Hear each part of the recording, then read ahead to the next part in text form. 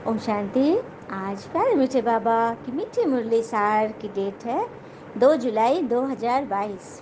तो मीठे बाबा ने कहा, मीठे बच्चे, माया के प्रभाव से बचने के लिए तुम घड़ी घड़ी अपने सच्चे पिता को याद करो। पिता आए हैं तुम सभी आत्माओं को अपने साथ वापस घर ले चल रहे। पिता माना हमारी आत्मा का पिता है, जो जन्म जन्मांतर का है। शरीर के माता पिता तो एक जन्म के हैं, लेकिन भगवान तो हमारे जन्म जन्म के हैं। तो भगवान कह रहे हैं कि माया के प्रभाव से बचो। मतलब किसी ने कुछ बोला, किसी ने अपमान किया, तो उससे कैसे हम बचेंगे? चलिए समझते हैं। तो कोई अपमान किया तो मानो उसने अपना कचरा निकाल कर आपको डाला। अपने अंदर का कचरा उसने अपने को डाला। और आपने क्या सोचा? हुँ? आपने मन में किसको रखा हुआ है? भगवान को। तो कुछ भी वो डाल रहा है तो कहाँ जा रहा है? भगवान के पास, है ना? तो भगवान हिसाब करेंगे उनका, शक्ति देंगे। हम लॉ अपने हाथ में नहीं उठा सकते, क्योंकि क्रिया का प्रतिक्रिया करके हमने तो पहले ही अपना हिसाब बना के रखा है। हम पहले ही अपनी सोच को दूषित कर लेंगे, तो वाणी और कर्म से तो नुकसान होगा ही होगा। उससे अच्छा है टकराव में नहीं आना है। अपमान किया तो मुझे क्या करना है? सम्मान करना है, क्योंकि आपके पास अपमान, उनके पास अपमान की शक्ति है, तो आपके पास उससे पावरफुल शक्ति है सम्मान देने की, क्योंकि आपके साथ स्वयं भगवान है। कितनी बड़ी बात है। सामने वाला अपमान कर रहा है तो भगवान की श्रीमत क्या है? आप उसको सम्मान करें। आप समझे कि वो, ये उसके विचार थे, हमें उसमें नहीं फंसना। हमें अपनी बुद्धि को संभाल लेना है। क्योंकि हम जब अपनी बुद्धि से सोच करके जब अपनी बुद्धि चलाते हैं तो उसमें और ही उलझते चले जाते हैं। सब कुछ ईश्वर को सौंप दे। ईश्वर की बुद्धि की चक्री जब चलेगी तो सबका हिसाब किताब होगा। मान ले कोई कितना भी बुरा हो, पर कुछ तो उसमें अच्छाई होगी।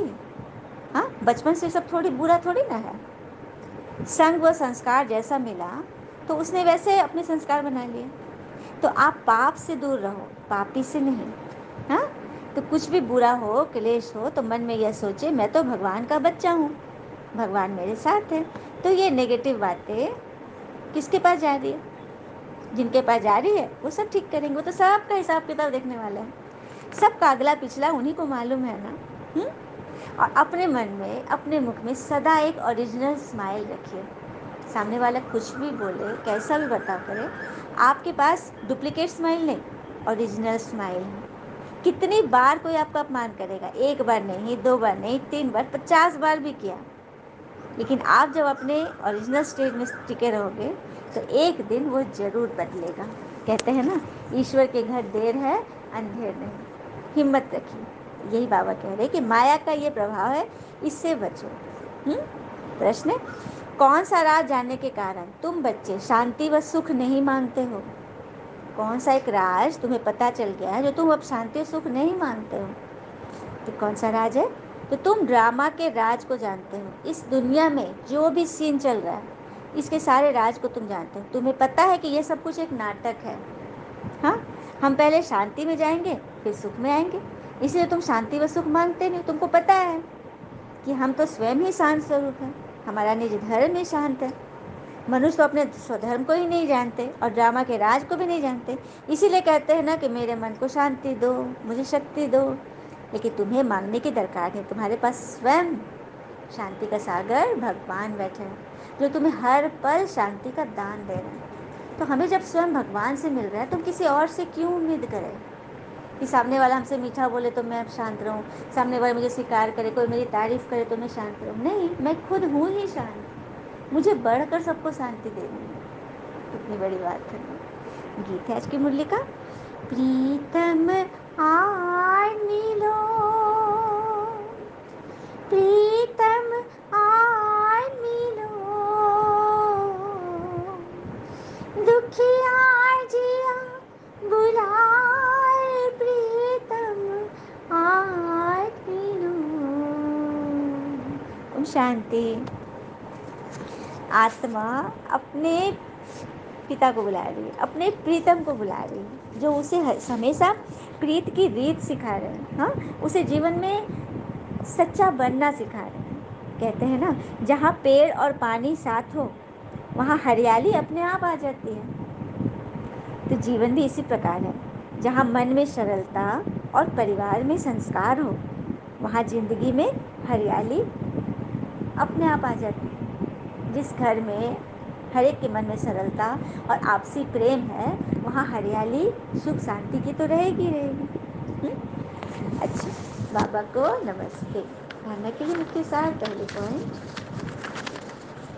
एक पिता से ही सुनना है, कोई की बात नहीं सुननी, क्योंकि आत्मा की बात सिवाय परमात्मा के कोई नहीं बताते हैं। सभी तो कहेंगे, कोई बच्चा को किसी ने मार दिया स्कूल में, तो घर के गार्जियन क्या कहे, तुम कैसे मार खा के आ गए, तुम क्यों नहीं मारे। जनरली तो लोग यही सिखाते हैं कि तुम क्यों दब कर आ गए। तो फिर ईश्वर क्या सिखाते हैं, किसी ने कुछ बोला किया, इसी जन्म का नहीं, पिछले जन्म का आपको दिया है, आपको स्वीकार करना है और भूल जाना है। तो ये बात कौन सुना सकता है, सिवाय भगवान के कोई मनुष्य ये बात तो जान ही नहीं सकता।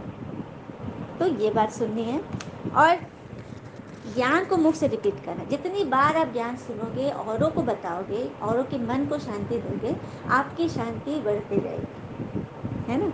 अपने संस्कार नहीं भूलने, अपना दाव पेच जो आपके हैं वो आपके अपने हैं। चलिए एक कथा सुनते हैं। किसी गांव में एक दिन कुश्ती का स्पर्धा का आयोजन हो रहा था। कुश्ती की मतलब कंपटीशन चल रही थी। हर साल की तरह इस साल भी दूर दूर से बड़े बड़े पहलवान आए। उन पहलवानों में एक ऐसा पहलवान था जिसे हराना सबके बस की बात नहीं थी। काफ़ी मोटा तगड़ा लंबा चौड़ा जाना माना पहलवान था। उसके सामने कितने भी पहलवान आते थे, टिक ही नहीं पाते थे। कंपटीशन शुरू हो गया। पहले मुखिया जी आए, बोले भाइयों, इस वर्ष के विजेता को हम 3 लाख रुपए इनाम में देंगे। मतलब इनाम भी रखा गया, जो जीतेगा 3 लाख रुपए मिलेंगे। इनाम राशि बड़ी थी। पहलवान और भी जोश में भर गया, मुकाबले के लिए तैयार हो गया। कुश्ती कंपटीशन शुरू हो गई। वही पहलवान सभी को बारी बारी से हरा रहा था। हाँ, जब हट्टे कट्टे पहलवान उसके सामने टिक ना पाए तो उसका आत्मविश्वास और बढ़ गया, घमंड और बढ़ गया, मेरे सामने तो कोई है ही नहीं। हाँ, तभी वो अब दर्शकों के सामने चुनौती दिया, है कोई माई का लाल जो मेरे सामने खड़े होने की हिम्मत करे। दर्शकों के सामने मतलब बोला। तभी खड़ा एक दुबला पतला नौजवान कुश्ती देख रहा था। उसके मन में एक विचार आया। वो पहुंचा पहलवान के पास, उसके सामने उससे बातें किया। यह देखकर पहलवान हंसने लगा कि तू मुझसे लड़ेगा, होश में तो है। दुबला पतला छोटा सा लड़का। तब उस दुबले पतले बच्चे ने चतुराई से काम लिया। उस पहलवान के कान में कहा, अरे पहलवान जी, मैं कहाँ आपके सामने टिक पाऊंगा। आप ये कुश्ती हार जाओ, मैं आपको इनाम के सारे पैसे तो दूंगा ही, और साथ में 3 लाख रुपये अपनी तरफ से भी दूंगा। आप कल मेरे घर आके ले आना। आपका क्या है, आप तो इतने महान हो, एक बार हार ही गए तो आपकी ख्याति थोड़ी ना कम हो जाएगी। आप तो इतना नामी ग्रामी है, आपका एक बार में थोड़ी ना कुछ बिगड़ेगा। पहलवान पैसे के लालच में आ गया कि मुझे 6 लाख मिलेंगे। हाँ, और जब कुश्ती शुरू हुई तो शुरू में तो पहलवान उसको थोड़ा उठा पटक किया, लेकिन धीरे धीरे हार गया। उसको हारते देख लोग को बड़ा आश्चर्य लगा, सब उसके खिल्ली उड़ाने लगे। अगले दिन पहलवान शर्त के पैसे लेने के लिए दुबले व्यक्ति के घर जाता है और 6 लाख रुपए मांगता है। तब वो दुबला व्यक्ति बोलता है, भाई किस बात के पैसे। अरे वही जो तुमने मैदान में मुझे देने का वादा किया था। पहलवान उसे कहता है। दुबला व्यक्ति हंसते हुए बोला, वह तो मैदान की बात थी ना, जहाँ तुम अपने दांव पेच लगा रहे थे, और मैंने अपना दांव पेच लगाया बुद्धि का, और मैं जीत गया। तो देखा, ये कहानी हमें क्या सीख दे रही है कि थोड़े से पैसे के लालच में बरसों के कड़ी परिश्रम से कमाई प्रतिष्ठा को कुछ पलों में हम अपनी बुद्धि से, अपनी बेवकूफ़ी से पूरा उसको मिट्टी मिला देते हैं। तो हमें इज्जत भी गई, धन भी गया। अतः हमें कभी भी अपने नैतिक मूल्यों से समझौता नहीं करने चाहिए। हाँ, अर्थात हमारे नैतिक मूल्य क्या है, हमारी आत्मा के ये 7 गुण, प्रेम सुख शांति आनंद शक्ति ज्ञान पवित्रता, इन 7 गुणों में कोई अगर कुछ टोक रहा है तो हमें अपने गुणों को संभाल के रखना है। जैसे हम शांत स्वरूप है, किसी ने अशांति की बात बोली तो हम उसके प्रभाव में आ गए, मतलब हमें अपने गुण पर भरोसा नहीं, हमने उसके अवगुण को धारण कर लिया। जैसे पहलवान, उसके अंदर शक्ति थी लेकिन वो दूसरे के दांव पेच में आ गया, अपना दांव पेच तो भूल गया, तो हार गया। तो बस भगवान भी हमें यही सिखाते हैं, तुमको जो मैं सिखा रहा हूँ, अपने गुणों में टिक के रखना, तुम्हारे अंदर प्रेम है, कोई घृणा की बातें बोल रहा है, तो अपने प्रेम से उसको कवर कर लो, प्रेम को जिता दो, घृणा को क्यों जिताते हो, तो तुम्हारा सब कुछ जाएगा। तो ये बात है, भगवान ने भी क्या बोला, मुझसे सुनो, जो मैं कहता हूँ वो सुनो, दुनिया वालों को तो ये सब पता ही नहीं है। दूसरी पॉइंट, पिता के साथ वापस जाना है, इसलिए जो पुराना कखपन है, बैग बैजेज सब ट्रांसफर कर दो। भगवान के साथ वापस जाना है ना, तो बाबा इस शरीर को नहीं ले जाएंगे, भगवान आत्मा को ले जाएंगे, और आत्मा में ये सातों गुण होने चाहिए, तभी भगवान ले जाएंगे। प्रेम, सुख, शांति, आनंद, शक्ति, ज्ञान इसमें होगा, उसी की पढ़ाई बाबा पढ़ा रहे हैं कि ऊपर में जो क्रोध, लोभ, मोह, अहंकार है ना, उस सबको खत्म करो और गुण में टिको, तभी बाबा ले जाएंगे। और बाबा इसीलिए इतना मेहनत कर पढ़ा रहे हैं, हम लोग को सिखा रहे हैं। तो अपन बैग बैग ट्रांसफर करो, देखो हम कहीं भी जाते हैं, बाहर गए तो सामान सब बिखर जाता है, लेकिन जब जाने लगते हैं तो सब सामान समेटते हैं ना, उसी तरह हमारा प्रेम, सुख, शांति, आनंद, शक्ति सब बिखर गया, भूल गए कि हमारे अंदर ये गुण है, हमारा सामान है ये सब, हम लोग भूल गए। बाबा आकर बस हमें वो याद दिला, अपना अपना सामान बटोरो, क्रोध, लोभ, मोह, अहंकार हटाओ, दूसरे का सामान हटाओ, अपना सामान से पेटी भरो, तभी हम तुमको ले लेंगे। क्या बात है, वरदान है। सदा सर्व प्राप्तियों की स्मृति द्वारा मांगने के संस्कारों से मुक्त रहने वाले संपन्न व भरपूर बनो। सदा सर्व प्राप्तियों की स्मृति द्वारा मांगने के संस्कारों से मुक्त रहने वाले संपन्न व भरपूर बनो। तो एक भरपूरता बाहर की होती है, स्थूल वस्तु से, स्थूल साधनों से भरपूर, लेकिन दूसरी होती है मन की भरपूरता। क्या बात है, दुनिया में आज धन सबके पास बहुत है, कपड़े बहुत है, अनाज बहुत है, वो सब चीज़ तो भरपूर है, सबके स्टॉक में, लेकिन क्या मन का स्टॉक भी भरपूर है? मन में सबके लिए शांति है, प्रेम है, दुआ है, खुशी है? बिल्कुल नहीं। धन कमाना तो ईजी है, आज एक मजदूर भी जो एक बोझा ईंटा ढोता है, 4 बोझा ढोलेगा तो उसको 4 गुना पैसा मिल जाएगा। पैसा पाना तो आसान है, लेकिन क्या मन की खुशी, शांति पाया? क्या मन से कोई भरपूर है? तो जो मन से भरपूर रहता है, उसके पास स्थूल वस्तु व साधन नहीं भी हो, फिर भी वह भरपूर होने के कारण कभी अपने में कमी महसूस नहीं करेगा। कहते हैं ना, जिसका मन खुश है वो सूखा रोटी भी खाएगा ना, तो उसका खून भी बनेगा, और मखमल के बेड नहीं भी होंगे, फिर भी वो टूटी खाट पे भी उसको बढ़िया नींद आएगा, यदि मन खुश है। और अगर मन में खुशी नहीं है, शांति नहीं है, तो बड़ा एसी का कमरा भी है, मखमल का बेड चारों तरफ नौकर चाकर लगे, लेकिन आपकी शांति नहीं है, तो आपको सुख नहीं मिलेगा, चैन नहीं मिलेगा। तो धन से सुख नहीं है, मन से सुख है। इसलिए तो भगवान हमें मन का पाठ पढ़ा रहे हैं।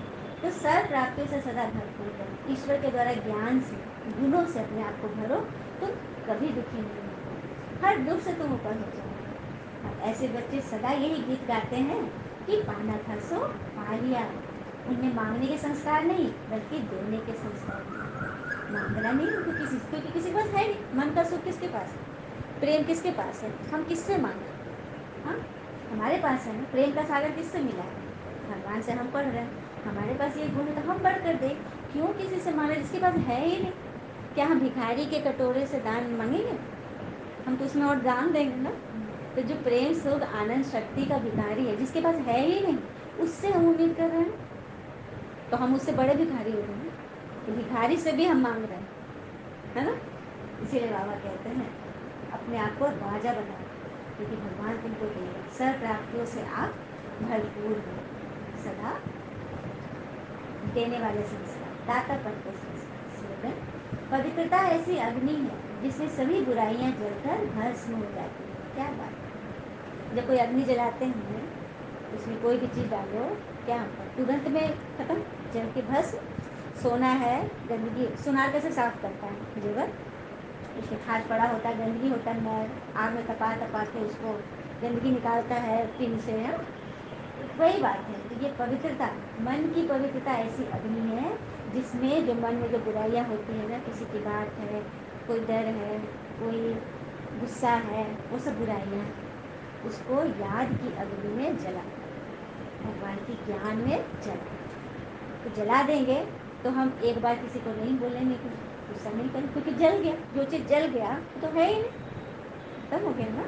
किसी ने कुछ बोला, हम उसको याद से भगवान को दे दिए, सौंप दिए, जब किसी को दे दिए, गिफ्ट दे दिए, तो बार बार उनसे गिफ्ट लेंगे क्या? बिल्कुल नहीं। तो ऐसे मन से पवित्र रहोगे तो सभी बुराइयां जल जाएगी और आपके अंदर अच्छाइयाँ समा जाएगी। कहते हैं ना कि पुराने ज़माने का दौर कागजी था। कागज़ में हम लेटर लिखते थे जो देर तक हमारे हाथ में, हमारे घर में, हमारे मन में उसके मतलब लिखावट, उसके जज्बात महफूज रहते थे। मगर अब मशीनी दौर है, उम्र भर की यादें एक उंगली के स्पर्श से डिलीट हो जाती है। तो ज़माना देख रहे हैं कैसा है, एक सेकंड में आपकी पुरानी सारी बातें डिलीट हो जाती है। तो क्या हम अपने मन में कोई दर्द जो भरे हैं उसको डिलीट नहीं कर सकते?